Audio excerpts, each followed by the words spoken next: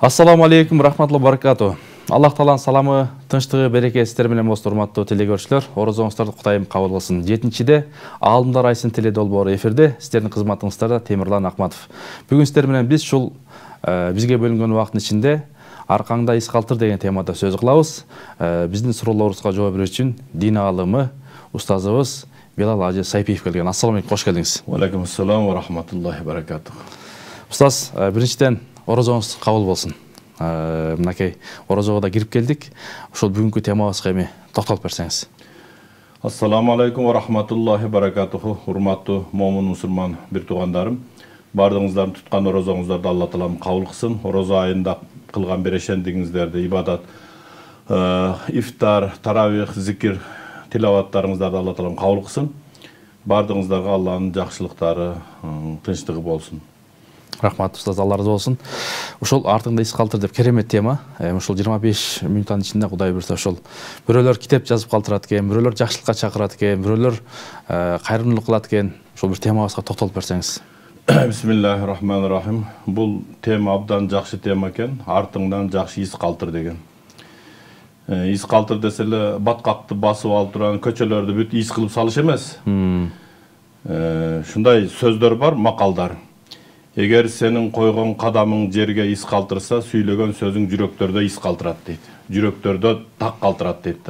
Ар бир адамда сени сүйлөгөн сөздөрүң, айткан акылдарың, насааттарың ошо калыш керек да эл журтта. Бул эң негизги нерсе. Анан экинчиси, ошол артыңда из калтыр деген мааниси бул садака жария да. Жакшы балдарды тарбиялап кетсең, жакшы кыздар тарбиялап кетсең, же элдин ичинде агартуу иштерин жүргүзүп, жакшы элди таштап кетсең, бул өтө чоң из калтыруу.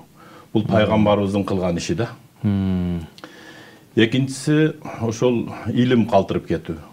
Шакирттерди чыгарып, китептерди жазып, ушундай бир илимдерди элдерге баян кылып айтып берип, бул деле өтө чоң из калтыр. Бул деле пайгамбарыбыздын кылганы. Пайгамбарыбыздан бизге Куран калды.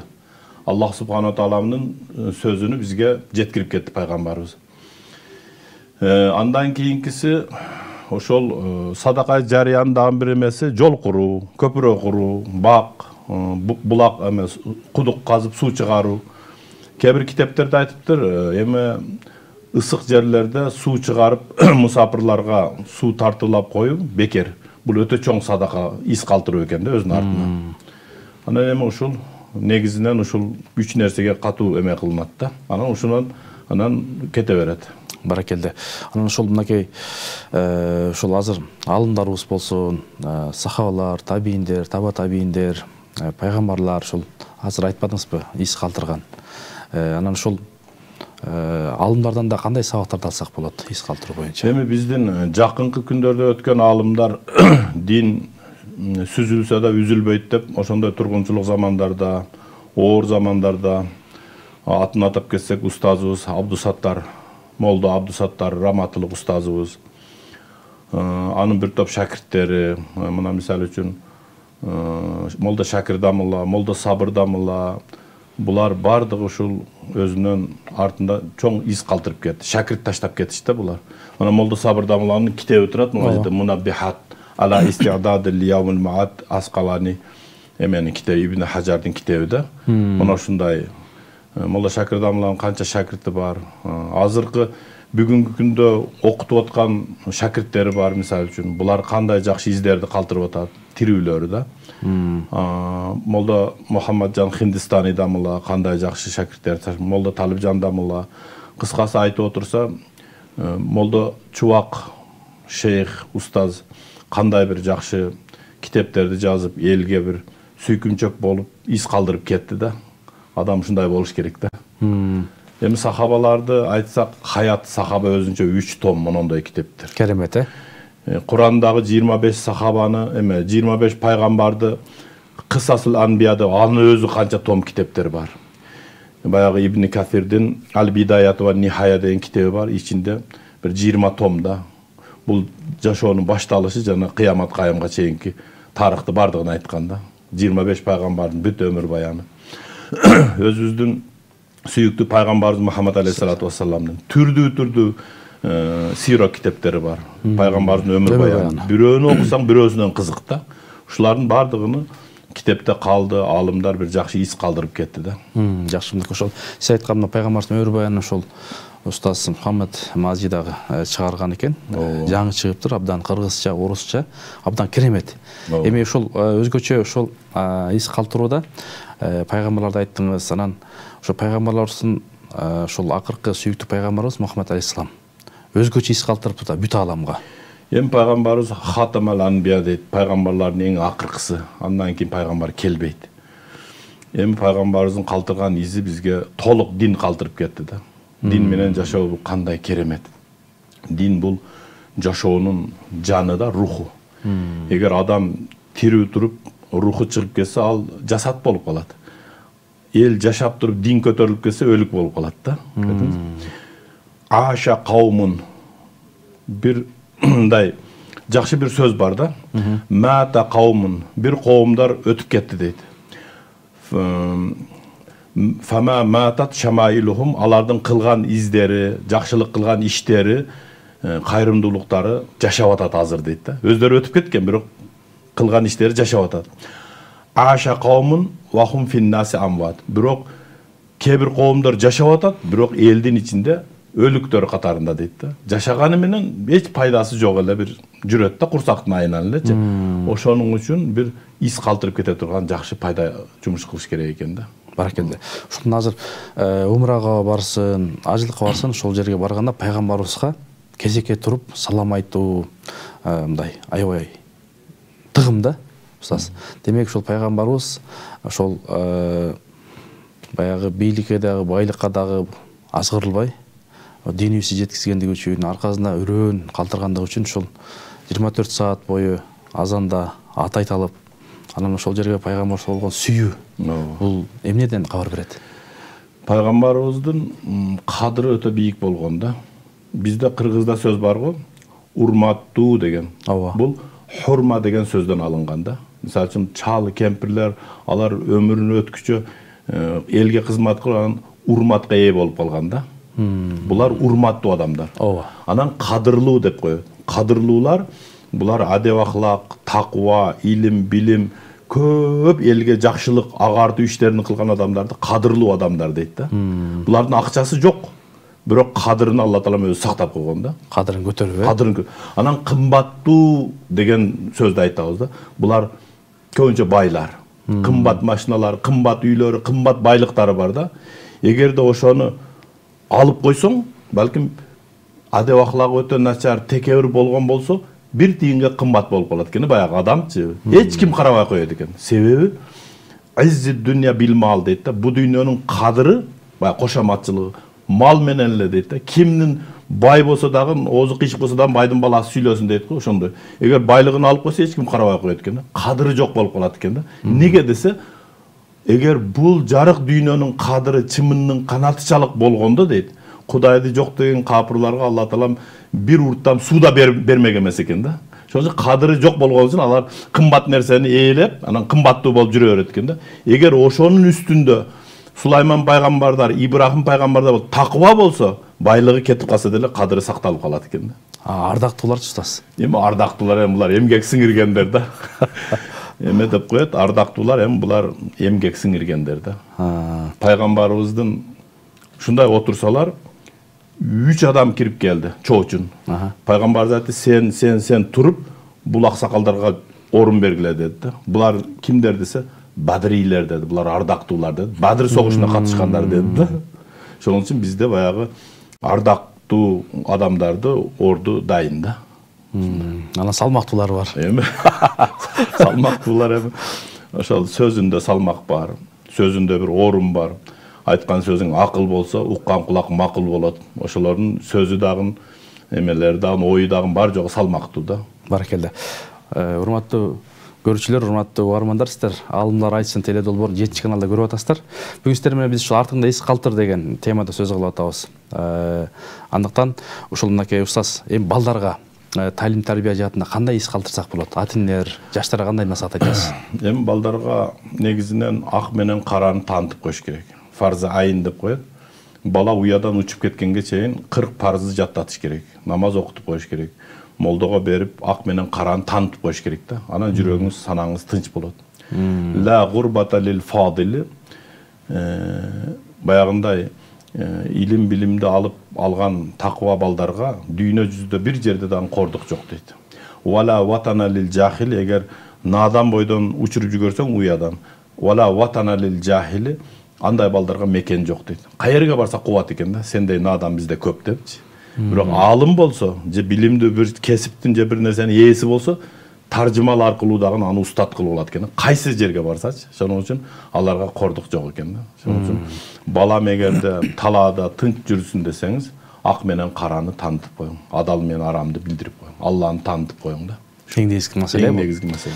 Устаз, анан ошол өлүп бара жатсаң да көчөт отургуз дейт, бак отургуз дейт, ушуга токтосоңуз. Ооба. Эми көчөт отургузуу боюнча хадистер көп. Эгер күн батыштан чыгып калса деле, кыямат кайым болуп калса деле көчөт отургуз дейт да.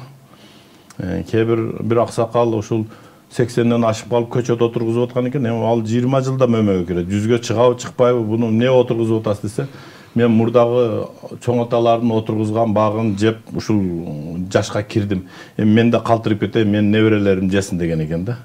Бул бактын өтө пайдасы көп. Өтө пайдасы. Будан аба чыгат да. Кычкылтек чыгат.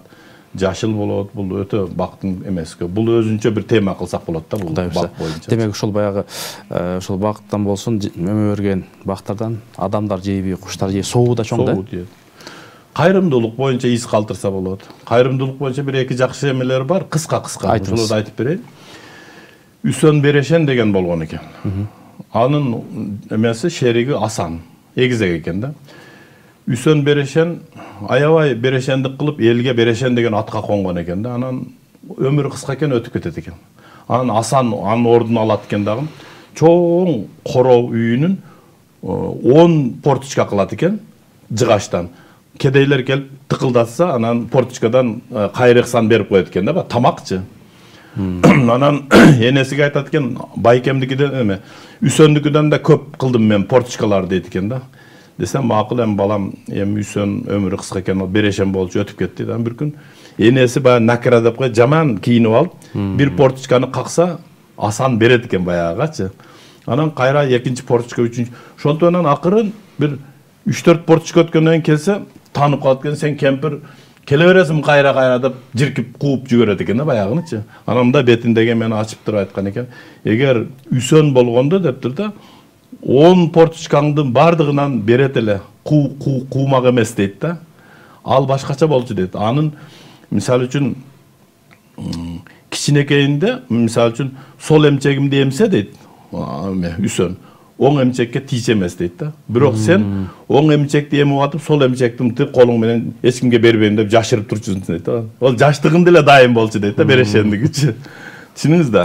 Ошонун үчүн бул ушундай бир Үсөн Берешен деген атка из калтырган экен артынанчы. Анан дагы ушуга эле улам бир аксакал болгон экен, аябай жакшы чебер.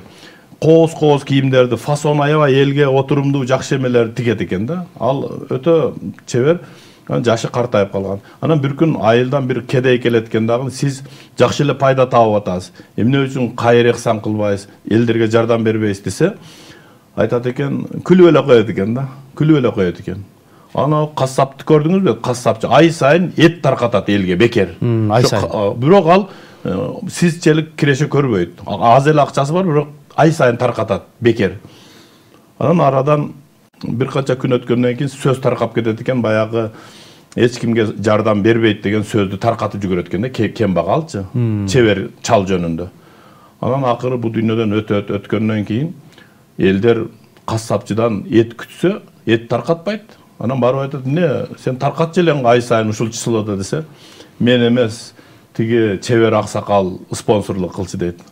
Ошол ай сайын акча берчи, анан мен элге таркатып койчумун дейт. Ошонун кылган садакасы болчу деген экен да. Баракелде. Анан эл арман кылып калган экен. Ой, Берешен чебердин кадырына жеткен эмес экенбиз депчи. Ошондой оң колуң менен кылганды сол колуң билбесин деген. Билдирбей өтүп кеткен экен да, жардам берип атканчы.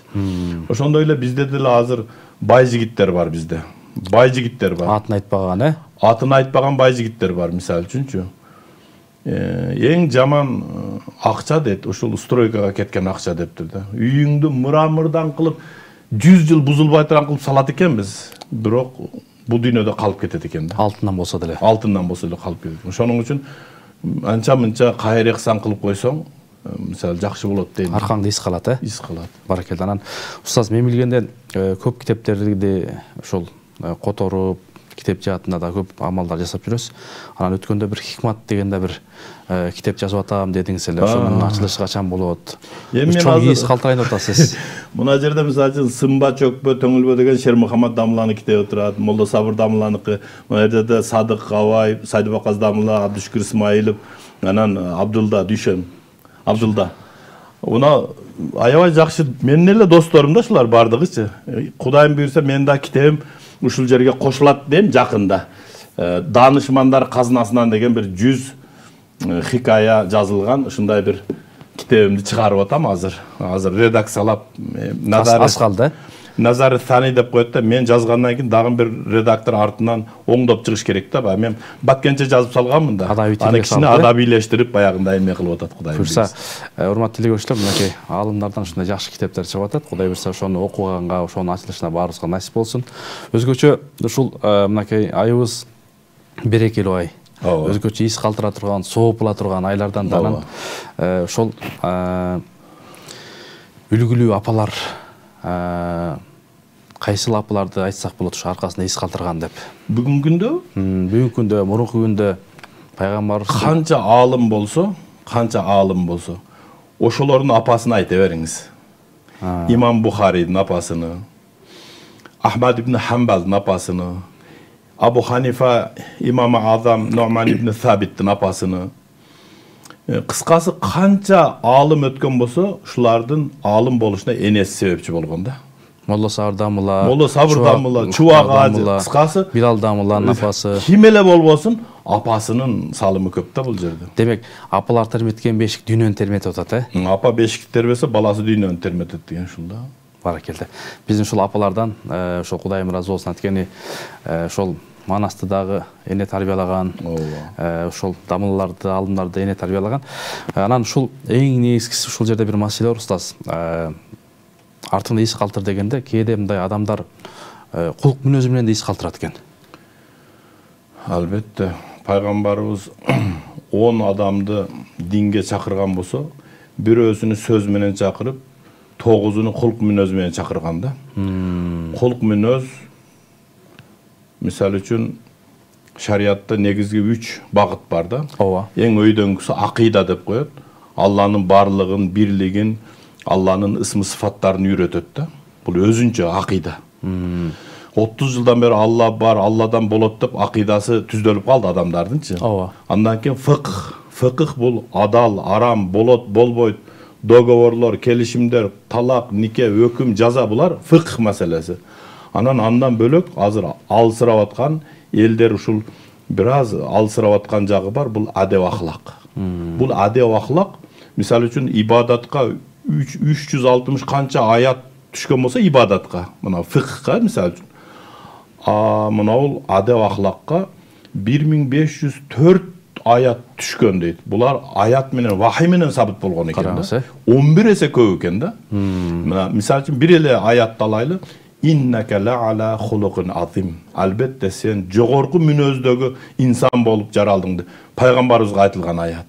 Пайгамбарыбыз айтты: "Бу'ithtu li utammima makarimal akhlaq."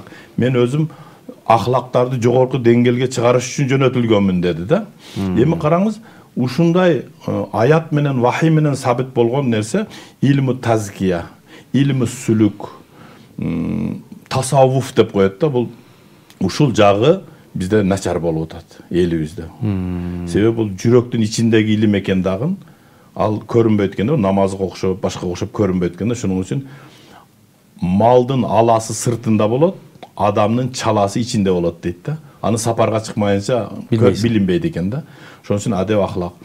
Бир устаз бир жерден кетип атса, шакирттери менен күн ысып кетип, тоого салкынга сабак кылабыз деп кетип атса, жолдо бир адам кошулуптур.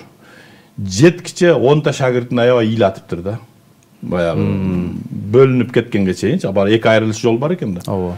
Анан барып шакирттерин аябай ыйлап анан барып мында бурулуп бөлүнүп кеткенден кийин анан устаз ыйлаган экен да. Эмнеге сиз баягы ыйлабай эме ыйлап атасыз? Байкуш бул адам дейт өзүнүн адеп аклагынын начарлыгы менен эми канча адамды ыйлатат дагы мен ошого ыйлап атам деген экен да. Өзү менен жабышып кетти деген экен да.